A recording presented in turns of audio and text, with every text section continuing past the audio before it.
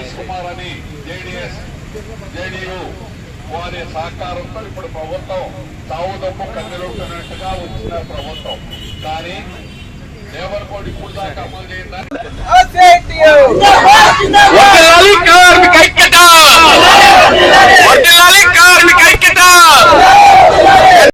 మోడీని విధానాలు మార్చుకో, మోడీని విధానాలు మార్చుకో, మోడీని విధానాలు మార్చుకో.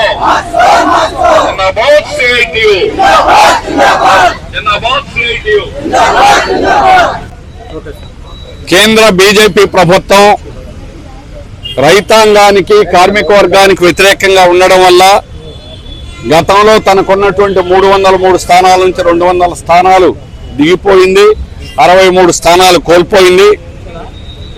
యూపీలో పశ్చిమ భాగం కానీ, పంజాబ్ కానీ, రాజస్థాన్ కానీ, అలాగే హర్యానా కానీ ఈ రాష్ట్రాలన్నింటిలో కూడా రైతాంగ ఉద్యమం, కార్మిక ఉద్యమాలు తీవ్రంగా జరిగిన ప్రాంతాల్లో తీవ్రంగా నష్టపోయింది. నీ విధానాలు తప్పని దేశమంతా కూడా రుజువు చేశారు. అందుకని నీ విధానాలు మార్చుకో. కానీ అధికారంలోకి రాగానే ప్రావిడెంట్ ఫండ్ చెల్లించినటువంటి యజమానుల మీద 25% ఉన్నటువంటి జరిమానాన్ని 5%కి తగ్గించారు. ఎవరైనా యజమానులు కడతారా?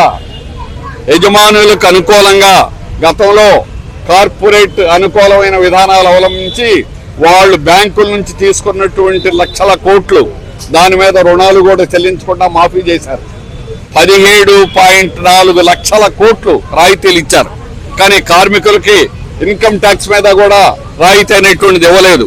పైగా లేబర్ కోడ్లు కార్మికులకు ఉన్నటువంటి చట్టాలని ఈరోజు తీసేసి లేబర్ కోడ్లని పెట్టి సమ్మె చేసే హక్కు కూడా లేకుండా, సంఘం పెట్టుకునే హక్కు లేకుండా చెయ్యాలని మోడీ ప్రభుత్వం కుట్ర చేసింది. లేబర్ కోడ్లని తీసుకొచ్చింది, దాన్ని అమలు చేయాలని దస్తాన్ని దుమ్ము దులిపారు. అందుకే ఈరోజు దేశవ్యాప్తంగా డిమాండ్స్ డే అనేటువంటి దేశవ్యాప్తంగా జరుగుతూ ఉంది. అలాగే రైతాంగం గిట్టుబాటు ధర ఇవ్వాలని చెప్పేసి అడుగుతున్నారు. కార్మికులకి కనీసం 25,000 రూపాయలు జీతం ఇవ్వాలని, స్కీమ్ వర్కర్స్ గుర్తింపు వాళ్ళ కార్మికులుగా గుర్తించాలని సుప్రీంకోర్టు చెప్పిన తర్వాత కూడా వాళ్ళు మేము డ్యూటీలు చేస్తున్నాం, 8 గంటలు డ్యూటీలు చేస్తున్నారు, యాజమాన్యం జీతాలు ఇస్తుంది, అలాగే సర్వీస్ కండిషన్లు ఉన్నాయి, వాళ్ళు కార్మికులేనని చెప్పినా కూడా ASHA, anganwadi, mid day meal ఈ రోజు కూడా గుర్తించాల. దుర్మార్గం ఇది. అన్నింటికంటే కూడా ప్రభుత్వ రంగం ప్రజల యొక్క డబ్బులతోటి నిర్మించిన Visakha steel plant, Visakha port, Hindustan petroleum, BHPV అన్ని పరిశ్రమలు కూడా ప్రజల యొక్క డబ్బులతో నిర్మిస్తే దీన్ని పోస్కోకి అమ్మాలని చెప్పేసి 2020లో కోవిడ్ టైంలో దక్షిణ కొరియా కంపెనీతో కేంద్ర బీజేపీ ప్రభుత్వం MOU ఒప్పందం చేసింది. కానీ మా పోరాటం వల్ల ఈ రోజు కూడా 1% కూడా స్టీల్ ప్లాంట్లో ప్రైవేట్ కాకుండా కాపాడుకుంటున్నాం. అలాగే తెలుగుదేశం ప్రభుత్వం రాష్ట్రంలో అధికారంలోకి వచ్చింది.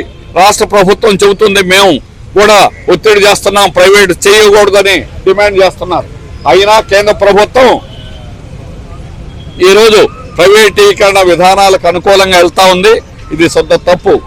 కాశీ విశ్వనాథరాజు 10 అబద్ధాలు ఆడుతున్నాడు. ఎందుకు రైల్వే జోన్ నిర్మించలేదో చెప్పాలి. స్థలం లేదని చెప్పడం 10 అబద్ధం. బీజేపీ నాయకులు చెప్పే వాదనలు కూడా, ఎందుకంటే మొదటి ఓఎస్డీకి శ్రీనివాసరావు క్లియర్గా చెప్పాడు. ప్రాజెక్టు రిపోర్ట్లో నగరం నడుబొడ్డులో రైల్వేకి 25 ఎకరాల స్థలం ఉంది, ఇక్కడే కట్టొచ్చు అని చెప్పారు. స్థలం లేకపోవడం ఏంటి? అందుకని స్థలాలు లేవని పేరు చెప్పి 7 ఏళ్ల నుంచి ఈరోజు అబద్ధాలు ఆడుతున్నారు. మీ అబద్ధాలు కట్టి పెట్టండి, రైల్వే జోన్ వెంటనే కట్టండి. స్టీల్ ప్లాంట్ ని ప్రైవేట్ చేసేటువంటి ప్రయత్నాలు వెంటనే విరమించుకోండి. స్టీల్ ప్లాంట్ లాభాల్లో దేశంలో అన్నింటికంటే లాభాల్లో నడిచేటువంటి విశాఖ స్టీల్ ప్లాంట్ మీరు కావాలని 2 ఏళ్ల నుంచి ఉత్పత్తి తగ్గించారు. ఉత్పత్తి లేకుండా చేయడం వల్ల, ఉత్పత్తి 40% తగ్గించడం వల్ల ఈరోజు నష్టాలు అనేటువంటిది వచ్చాయి. అందుకని మీ తప్పుడు విధానాలు మార్చుకోండి, లేకపోతే మళ్ళా మీకు నోకలు చెల్లుతాయి అని చెప్పేసి ఈరోజు కేంద్ర ప్రభుత్వం బీజేపీ ప్రభుత్వ విధానాలకు వ్యతిరేకంగా ఈ డిమాండ్స్ డే జరుగుతుందని దీన్ని జయప్రదం చేసిన వారందరికీ ధన్యవాదాలు తెలియజేస్తున్నాం.